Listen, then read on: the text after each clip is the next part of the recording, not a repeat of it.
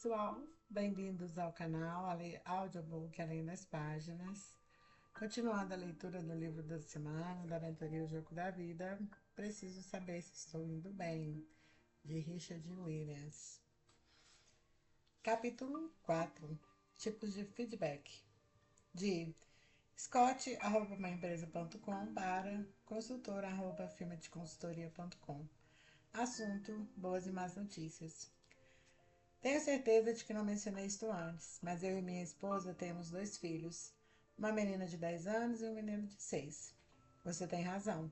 As coisas não andam nada bem lá em casa. Por isso, resolvi dar mais atenção ao meu filho, pois seu balde estava claramente vazio. Sentei com ele em uma noite depois do jantar e falei sobre as coisas que me agradam nele. Disse que gosto da disposição com que ele corre atrás da bola quando joga futebol e da forma como me ajuda a limpar o carro. Disse também que aprecio seu senso de humor e seu sorriso. Fiz apenas esses comentários simples, mas foi incrível o modo como ele reagiu. Levei uns 2 minutos para colocar alguma coisa em seu balde, mas ele grudou em mim pelo resto da noite. Na hora de dormir, ele quis que eu lesse uma história.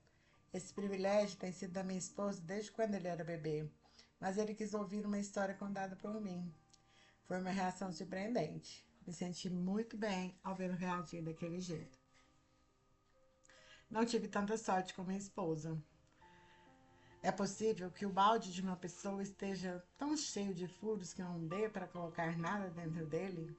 Tentei encher seu balde, exatamente como você disse, mas nada funcionou. Tentei por 2 dias e acabei desistindo. A única coisa que ela parece ter notado é que nosso filho pediu que eu lesse uma história para ele. Você teria alguma sugestão? Estou experimentando com o Jerry também o outro dever de casa que você passou, mas vou deixar para contar os detalhes no nosso próximo encontro. De consultor@firmadeconsultoria.com para scott@omaempresa.com. Assunto: as notícias. Obrigada pelo e-mail. Fiquei feliz ao saber o que aconteceu com seu filho. Uma criança de 6 anos pode ser muito divertida. Nunca me surpreendo com a rapidez com que algumas pessoas reagem quando enchemos seus baldes. Seu filho deve ser do tipo que responde imediatamente ao feedback. Por isso, um pequeno esforço positivo de sua parte trouxe um ganho evidente. Continue assim. No entanto, lembre-se que o menino precisará de depósitos regulares por um bom tempo para compensar sua ausência ao longo dos últimos anos. A reação de sua esposa também não me surpreende. Dependendo de há quanto tempo vocês têm enfrentado problemas, pode demorar um pouco para você conseguir consertar os estragos. Seja honesto, verdadeiro e direto. Não exagere nos elogios, nem seja econômico. Fique atento às oportunidades que surgirem para colocar alguma coisa no balde dela e não se aborreça caso não perceba nenhuma reação, como a que ocorreu com seu filho. O importante é reforçar as coisas de que você gosta nela. O feedback positivo é uma ferramenta poderosa, capaz de curar feridas profundas, mas em alguns casos pode levar um tempo até que ele comece a fazer efeito. Continuo trabalhando com Jerry. Quero saber sobre os seus avanços na próxima sessão. Mais uma sessão de treinamento. Uma semana depois, o grupo se reuniu novamente com a consultora. O diretor ficou feliz ao ver que todos haviam chegado antes do horário, ávidos por aprender a lidar com as outras pessoas de forma mais eficaz. Ele estava satisfeito, pois este grupo de gerentes era bastante exigente em relação a qualquer programa de treinamento que parecesse uma perda de tempo. Para ele, essa atitude era uma decorrência do que acontecera 2 anos antes, quando a empresa reduziu o quadro geral de funcionários em um processo no qual somente os mais talentosos sobreviveram às demissões. Todos os gerentes ali trabalhavam duro e além do expediente para alcançar, e se possível superar, suas metas. Essa era a razão por que eles eram tão críticos com relação a qualquer coisa que os fizesse perder tempo. A consultora deu início ao treinamento. Vimos em nosso último encontro como o feedback que recebemos vai para dentro de nosso balde de feedback. As equipes explicaram como surgem os furos no balde e também apontaram algumas maneiras de tapar esses buracos. Espero que todos tenham tido uma chance de refletir sobre o que discutimos naquela ocasião. Hoje analisaremos 4 tipos de feedback. A consultora se aproximou do quadro e retirou um papel que estava fixado com fita adesiva. Com isso, revelou um círculo feito de material plastificado, no qual estavam representados 4 tipos de feedback. No centro havia a ilustração de um balde. Olhem a figura a seguir. O balde está localizado no centro do círculo porque é para lá que escoa todo o feedback, positivo ou negativo. As pessoas normais, obviamente, preferem receber retorno positivo, mas quando seu balde está vazio, elas aceitam até mesmo negativo. A razão é simples. O sofrimento emocional gerado por um balde vazio é maior do que o desconforto de receber um feedback negativo. Apontando agora para as inscrições nas bordas do círculo, ela explicou. Os 4 tipos de feedback são positivo, corretivo, insignificante e ofensivo. Mais tarde vamos discutir cada um deles e nos aprofundar sobre os mais importantes. Mas agora vou fazer uma rápida introdução. Apontando para o feedback positivo, ela continuou. A função básica do feedback positivo é reforçar um comportamento que desejamos que se repita. Ou seja, quando alguém realiza algo que nos agrada, é importante fazer um depósito bem forte e positivo no balde de feedback dessa pessoa. Se esse reforço não for dado, é possível que o comportamento não venha a se repetir. Em seguida, ela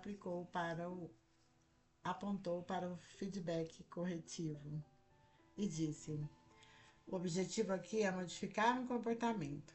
Colocando de maneira simples, se o comportamento de uma pessoa precisa mudar, a melhor chance de fazer com que isso aconteça é dando um feedback corretivo. O problema é que a maioria das pessoas se confunde e acaba descambando para o feedback ofensivo. Sem o devido treino, muitos não conseguem dar um feedback corretivo de maneira eficaz. E honestamente, isso é mesmo um desafio. A consultora passou então para o próximo item, feedback insignificante. Trata-se de um feedback tão vago ou genérico que a pessoa que o recebe não tem certeza de seu propósito. Muita gente usa esse tipo de feedback acreditando que causará um enorme efeito positivo. Na verdade, não é o que acontece. Ele gera uma resposta mínima por parte da outra pessoa. Sem importância o impacto em comparação com os outros tipos, esse feedback faz jus ao nome de insignificante. Para completar, ela apontou para o feedback ofensivo. Todos os outros tipos de feedback se encaixam nesta 4ª categoria. A consultora fez uma pausa, deu uma olhada na turma e continuou. Ou seja, o feedback que damos aos outros em nossas relações pode ser positivo, corretivo, insignificante ou ofensivo. E o tipo de feedback que escolhemos determina a resposta que obtemos. Várias pessoas na sala trocaram olhares. A consultora usou o silêncio para reforçar o que acreditava ser um ponto fundamental em sua apresentação. Os gerentes estavam apreensivos. Afinal, se o que ela havia dito era verdade, então eles podiam ser culpados de dar feedback ofensivo. Aquele pensamento deixou alguns dos gerentes particularmente preocupados. Quando parecia que ninguém quebraria o silêncio, um dos participantes levantou o braço. De acordo com o que você disse, quando fico chateado com alguém, aviso que, se não seguir as normas, cairá fora. Estou ofendendo essa pessoa? A consultora se aproximou e perguntou. Quando diz a um funcionário que, se não seguir as normas, cairá fora, você está valorizando um comportamento que deseja que se repita ou tentando corrigir um comportamento específico que gostaria de mudar? Percebendo que havia cometido uma gafe, o gerente continuou cautelosamente. Bem, minha intenção seria de corrigir algo que não estivesse funcionando bem. Por isso eu diria, bem, para ser honesto, eu disse o seguinte: você tem que mudar ou serei obrigado a tomar uma decisão difícil.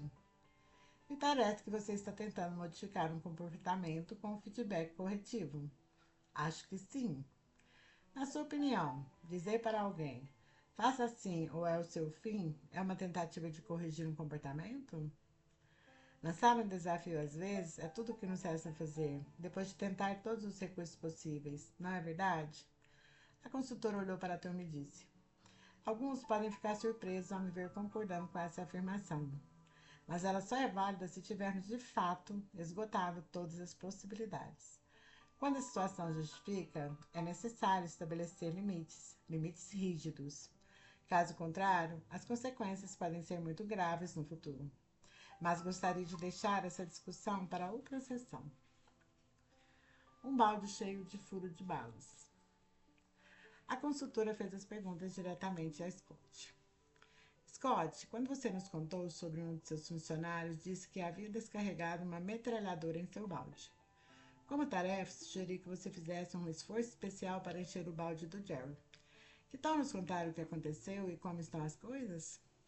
Algumas semanas antes, Scott se sentira desconfortável para falar, na frente dos outros gerentes, de seus problemas com um funcionário, mas seu nível de confiança no grupo aumentara a tal ponto que ele estava disposto a ser honesto. Então ele disse: acho que todos conhecem o Jerry. Ele é um dos representantes comerciais mais importantes da empresa e trabalha aqui há mais ou menos 6 ou 7 anos. Por muito tempo ele foi o melhor profissional da minha equipe, mostrando um alto nível de produção. Suas vendas eram altas, assim como os lucros que conseguia para a companhia. E o melhor é que praticamente não tinha nenhum problema com os clientes. Se existir um livro sobre como manter seus principais clientes satisfeitos, certamente foi Jerry que o escreveu. Era o funcionário perfeito. Scott ficou um pouco pensativo, mas seguiu adiante. O problema foi como lidei com esse funcionário perfeito. Quanto melhor ele se tornava, mais eu o ignorava. Na época, parecia uma boa ideia dar a liberdade que pensei que ele quisesse, mas acabei criando um problema, porque, ao deixá-lo trabalhando por conta própria, suprimi um nutriente essencial para ele, o feedback. As coisas não aconteceram da noite para o dia, foram graduais. Mas há pouco menos de um ano, o desempenho de Jerry começou a mudar, e no curso dos últimos meses, seus números despencaram. É preciso deixar claro que eu tinha outros 2 funcionários que mostravam sérios problemas de produtividade, o que me fazia passar muito tempo com eles. Como parecia que Jerry não precisava de muita atenção, fiz o que acreditava ser o correto. Fale mais sobre o comportamento do Jerry durante o período em que seu desempenho caiu. A princípio não aconteceu nada, mas hoje, quando analiso a situação, lembro que por diversas vezes ele veio me procurar, fazendo perguntas muito simples a respeito de um cliente. Não recordo exatamente qual foi a minha reação, mas tenho certeza de que lhe dei uma bronca. Agora que você aprendeu sobre a importância do feedback, o que acha que estava por trás daquelas perguntas? Acho que as perguntas que ele fez não tinham nada a ver com os clientes. Não tenho dúvida de que ele sabia as respostas. Estava tentando me dizer: preciso de atenção, você está me ignorando. Usando uma frase que aprendi nesses encontros, Jerry estava pedindo: encha meu balde. A consultora olhou para a turma e disse: acabamos de compreender um princípio importante. Vamos ver se estamos sintonizados no mesmo canal. Quais foram os sinais do aviso que Scott gostaria de ter reconhecido no Jerry? Tenha cuidado com as pessoas que fazem perguntas que não são de fato perguntas. Elas podem ser, na verdade, um pedido de atenção, um dos gerentes respondeu. Um outro gerente complementou: há mais uma coisa que não devemos esquecer. Se não distribuirmos o feedback entre os funcionários de forma equilibrada, podemos acabar tendo um problema semelhante ao que Scott está enfrentando com Jerry. Os 2 comentários me agradam, disse a consultora.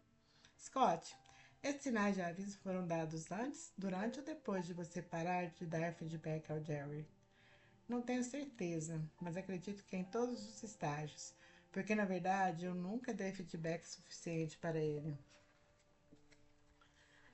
Acho que seus pedidos de ajuda começaram quando o nível de seu balde ficou um pouco baixo e continuaram até bem pouco tempo, quando voltei a lhe dar mais atenção. Vamos conversar sobre essas últimas semanas em um minuto. Antes, gostaria de ver se estamos todos acompanhando o processo. O desempenho do dia caiu logo depois que você parou de dar feedback?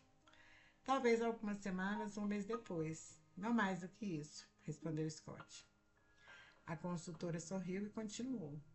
Obrigada por sua avaliação, Scott. Não é fácil desabafar na frente dos outros como você acaba de fazer.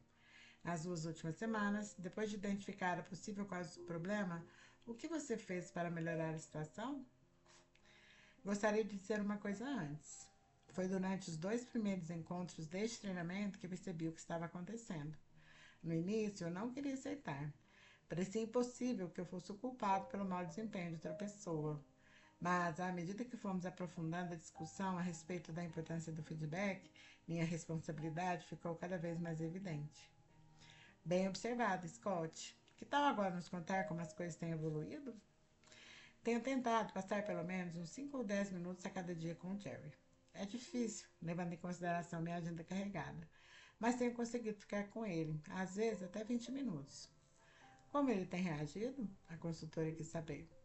Todos na sala estavam prestando atenção.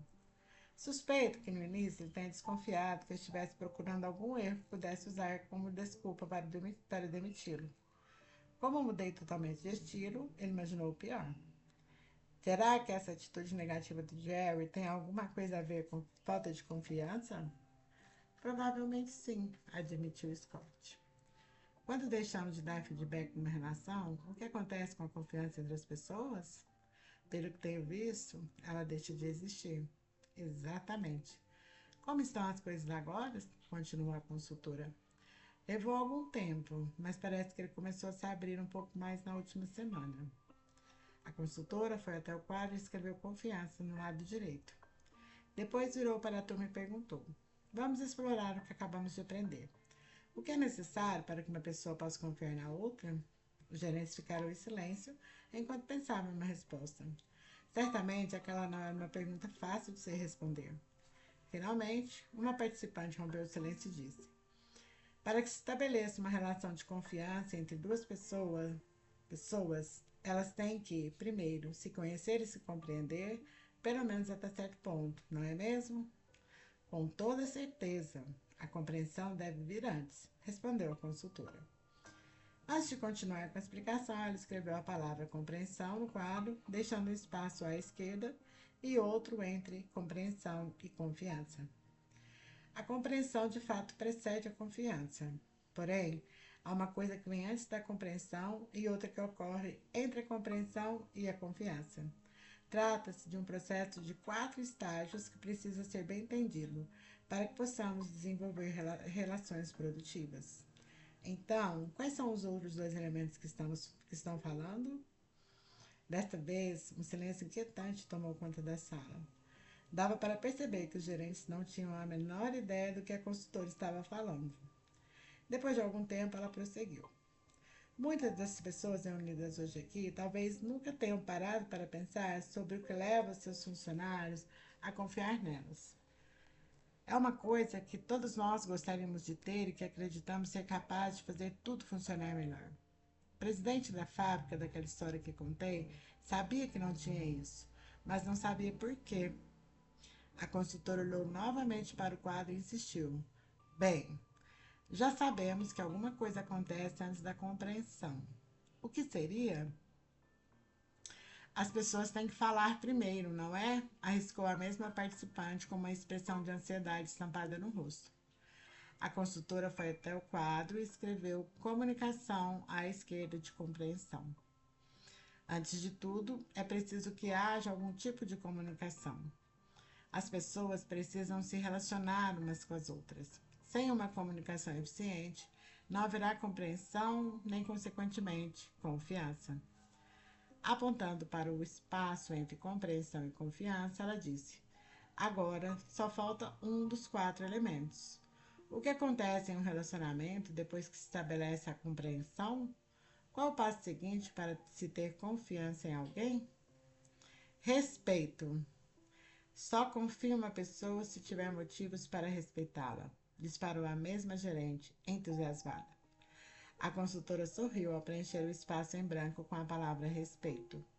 Acrescentou então 3 sinais de igual para completar o modelo que havia desenhado e resumiu o conceito que havia criado. Eu já havia comentado que demorou vários meses para aquele presidente da fábrica ganhasse a confiança de seus funcionários. A razão é simples. Antes que pudessem confiar nele, precisavam respeitá-lo. Antes de ter respeito por ele, tinham que compreender sua liderança. Antes disso, era necessário que ele estabelecesse uma comunicação efetiva com todos. Então, O processo começou com o investimento no estilo de comunicação mais eficiente e terminou com o incrível aumento dos níveis de confiança dentro da fábrica.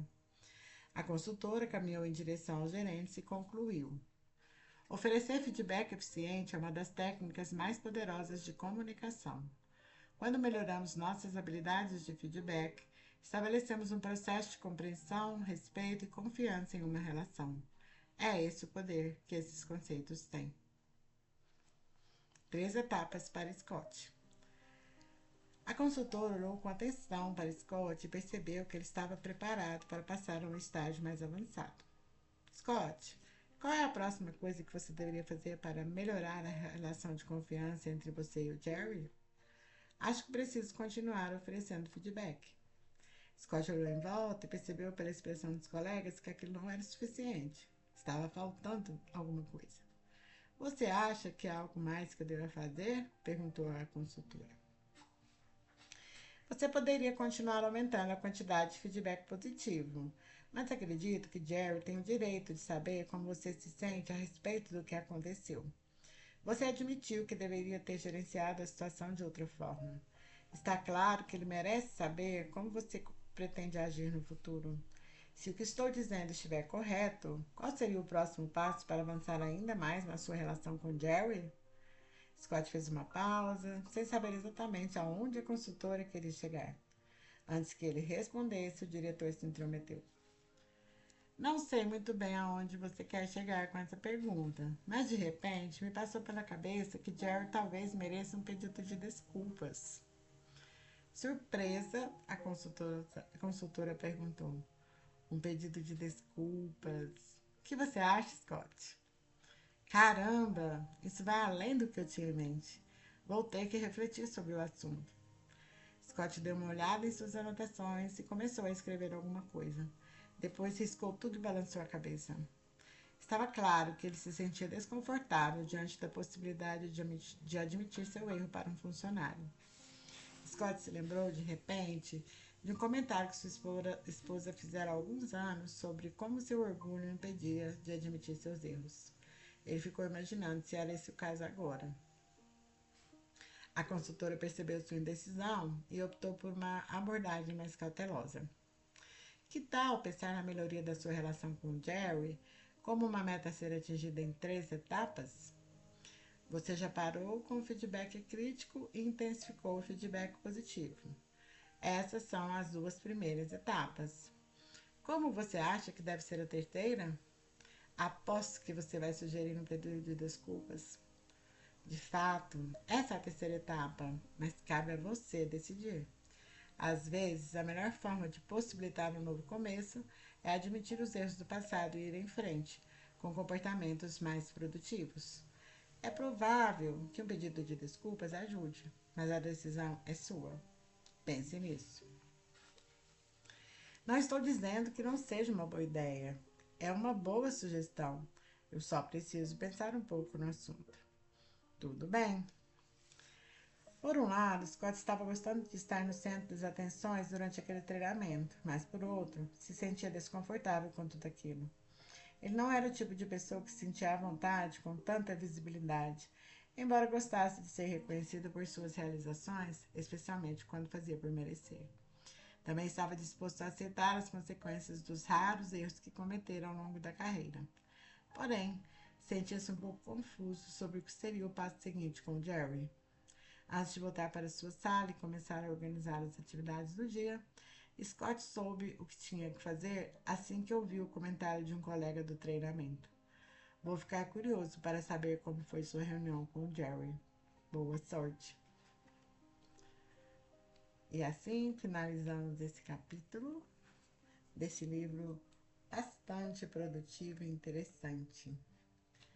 Deixem nos comentários as impressões de vocês, o que vocês têm achado, se têm aplicado. E nos encontramos em breve. Tchau, tchau.